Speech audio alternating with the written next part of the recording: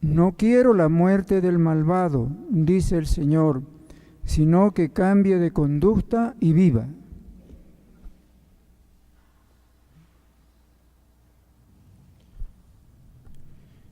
El Señor esté con ustedes. Y con tu espíritu. Lectura del Santo Evangelio según San Juan. Gloria a ti, Señor.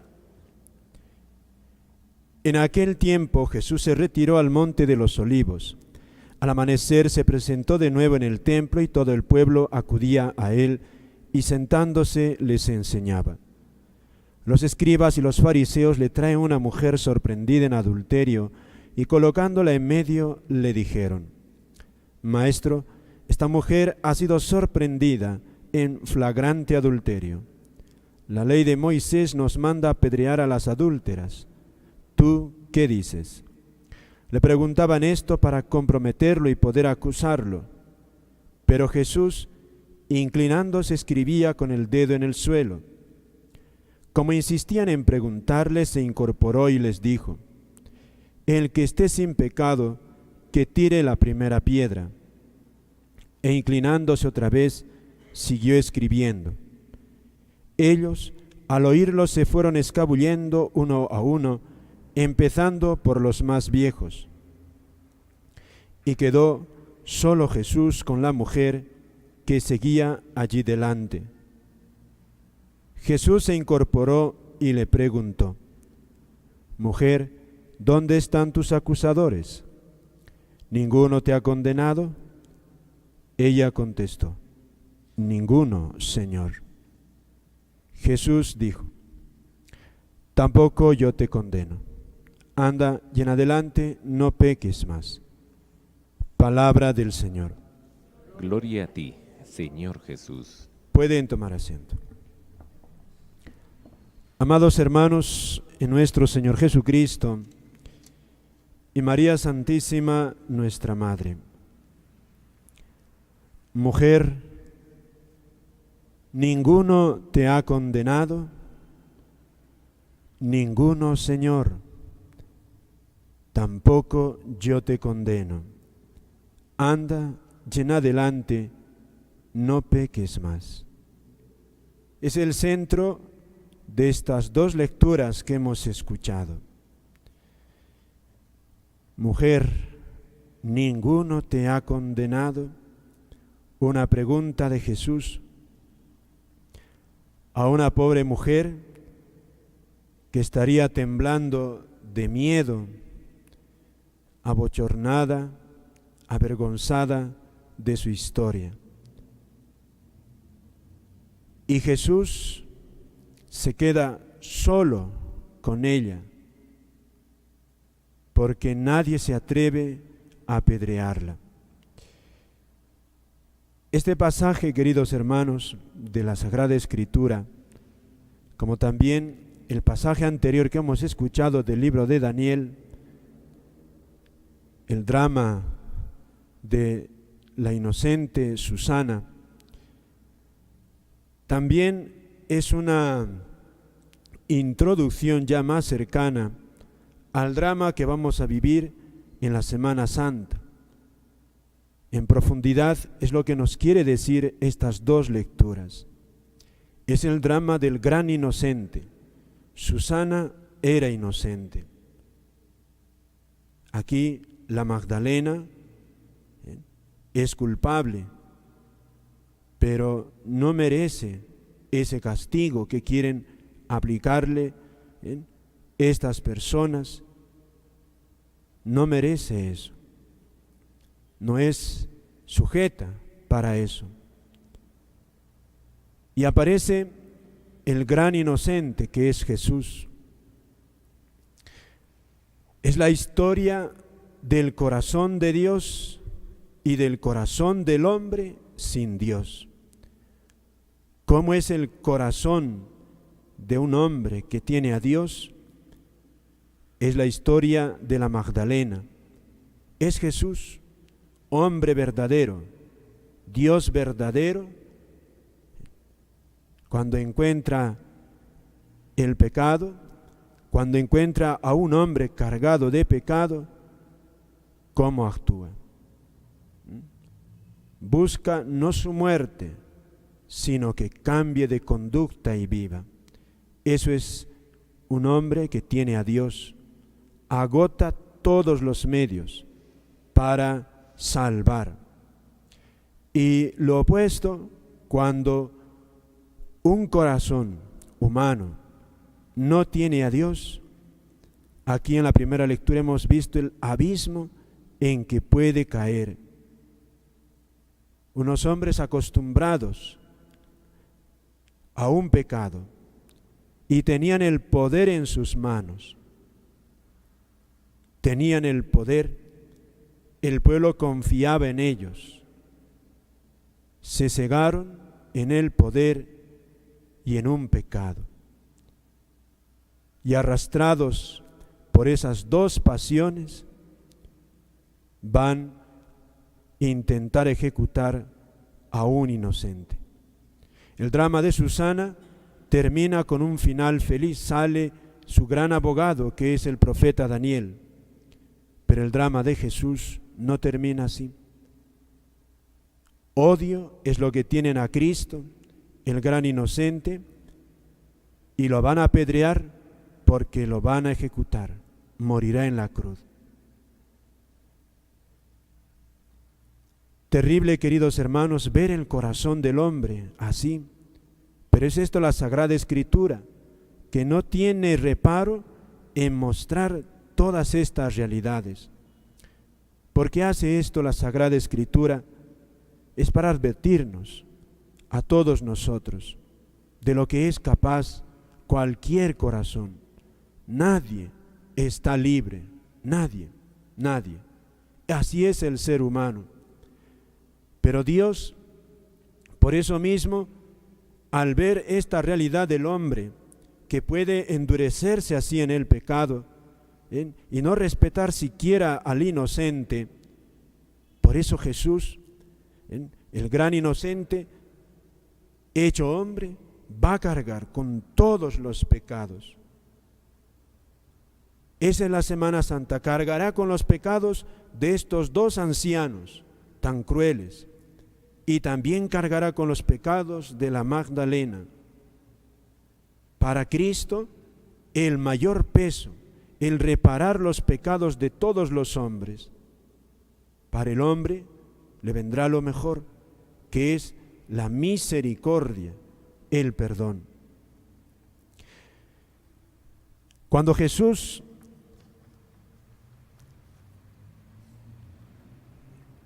después de haber dicho a los acusadores de la Magdalena, el que esté sin pecado que tire la primera piedra, dice el evangelista que Jesús se incorporó porque estaba escribiendo en el suelo y dice esta sentencia hermosa: mujer, ¿dónde están tus acusadores? ¿Ninguno te ha condenado? Ella contestó: ninguno, Señor. Tampoco yo te condeno. Anda y en adelante no peques más. Había sido llevada para morir y se encuentra de repente libre. Se encuentra liberada de esa presión tan aterradora. ¿Cómo se sentiría esta mujer? Aquí no dice el Evangelio más datos. Ella interiormente, nosotros ya deducimos, primero que estaría totalmente avergonzada, humillada, y quizá por dentro también estaría detestando esa vida que ha llevado, con grandes deseos de no volver a eso. Y al verse ante Jesús, sola, sin oír esas voces humillantes y esas amenazas que le rodeaban, ciertamente harían brotar en el corazón de esta pobre mujer un gran deseo de agradecer a este gran bienhechor. Le ha salvado la vida en breves minutos. Estaba a punto ya de ser ejecutada y en pocos minutos la ha salvado. Por eso esta respuesta que tiene ella, lapidaria: ninguno te ha condenado, dice Jesús, y ella dice: ninguno, Señor. Refleja un gran respeto a Jesús, pero una también profunda alegría. Jesús no hace falta que subraye la vida que ha llevado, porque ella sabe ya lo que ha hecho. Y aquí viene el Señor con esta sentencia que es también precioso: tampoco yo te condeno. ¿No? Es una primera parte. Jesús no sentencia a esta mujer, ya bastante ha sufrido. Pero en esta segunda parte, Jesús, con gran delicadeza, le va a pedir que cambie, porque no es buen camino lo que está llevando, por las razones que sea, pero no es buen camino. Vete y desde ahora no peques más. Comienza de nuevo. Ahora Dios te da otra oportunidad. Dios en persona también está ahí. Comienza de nuevo. Esta escena ha sido muy emblemática en toda la historia de la Iglesia. Incluso algunos antiguos autores han querido como arrancar esta página porque es muy escandalosa. Cómo Jesús actúa así con una persona que ha cometido tremendo pecado. Pero aquí está, esa es la Sagrada Escritura, así de escandalosa. Jesús no quiere la muerte del pecador, no quiere. Dios quiere la conversión. Eso es lo que nos dice este Evangelio. Por eso el sacramento de la confesión es un escándalo muchas veces para nosotros mismos. No acabamos de creer muchas veces que Dios nos pueda perdonar 1000 y 2000 veces y más veces. El corazón del hombre le cuesta creer esto. Es así. 1000, 2000 veces. Conoce Dios el corazón del hombre, lo conoce, sabe de qué fragilidad está hecha. Ayer escuchábamos, ¿no?, cómo Jesús resucita a un muerto de 4 días. Y ahora, cómo resucita un alma. Esto es el perdón de la Magdalena. Le resucita el alma con este perdón. Y eso hace Dios cada vez que nosotros nos confesamos. Es posible este perdón, queridos hermanos, solo porque Él ya lo ha cargado. Él ya lo ha pagado. Aquí está el gran amor, la gran misericordia de Dios. Toda la Trinidad vuelta a nosotros para perdonarnos. Eso es Dios.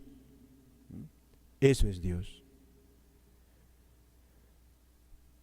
Nunca entenderemos del todo este perdón de Dios, queridos hermanos. Nunca entenderemos del todo, porque es difícil. El corazón del hombre es difícil para entender un perdón perenne, Ya cuando San Pedro le pregunta al Señor, Señor, ¿cuántas veces tengo que perdonar? 1, 2, 3, 4, 5. Y Jesús le dice, siempre, siempre, siempre. Siempre tienes que perdonar. Eso nos cuesta entender. Porque Dios es así. Y Dios quiere que también sus hijos sean así. Y como nos cuesta entender que hemos de perdonar siempre, eso también nos cuesta entender de Dios. Por eso a muchos les cuesta acercarse a la confesión. Les cuesta. Les cuesta. Y recordemos que el pecado, en este caso por ejemplo de la Magdalena, hiere la dignidad de la persona. Ha sido infiel o se ha metido con un hombre casado, quién sabe. Hace daño a una familia, pero el pecado sobre todo hiere a Dios. Esa es la Sagrada Escritura. Hiere sobre todo a Dios. El pecado hiere a Dios. Y aunque no hiera al hombre, ya es malo por eso. Por eso quien perdona el pecado es Dios.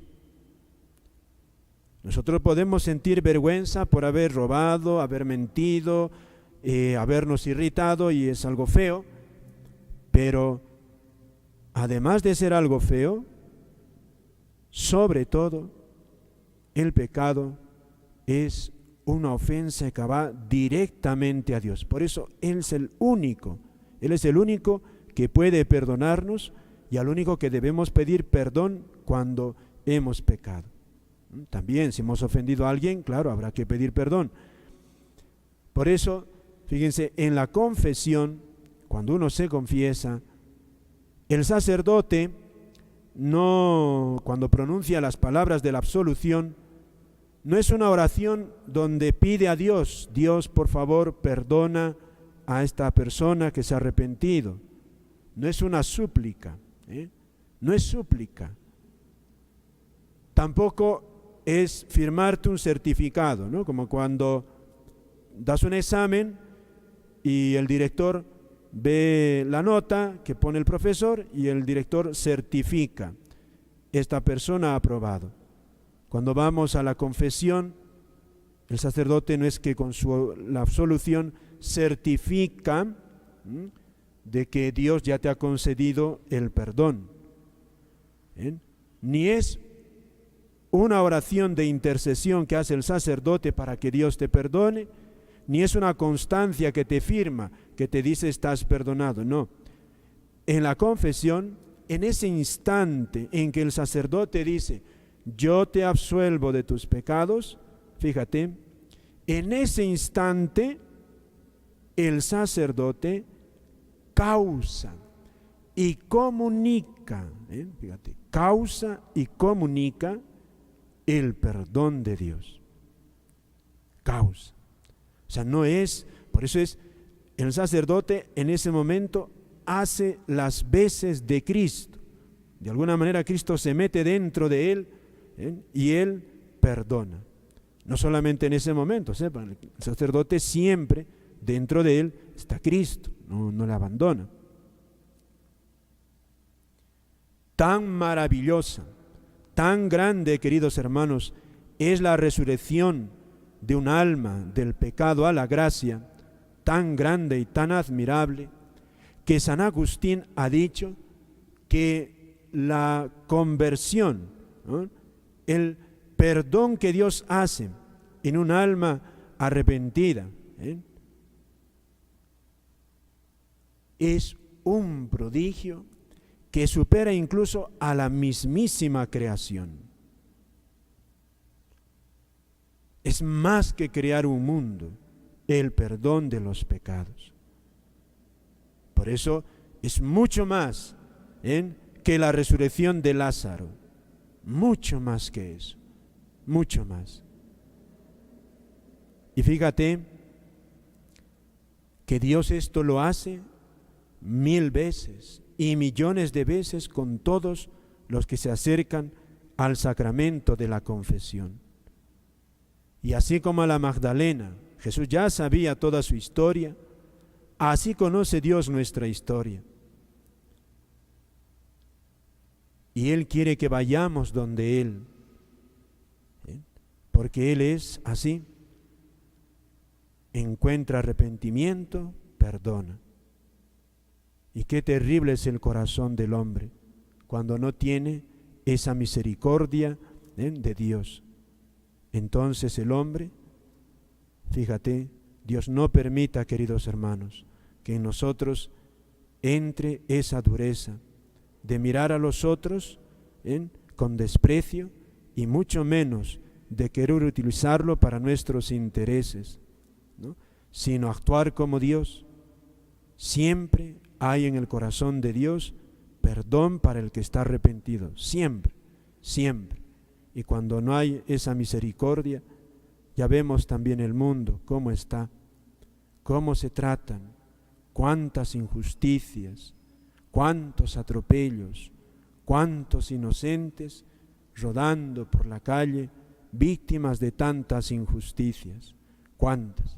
Por eso la norma de la justicia siempre es Jesucristo, es Él, es Él. Nada más, queridos hermanos.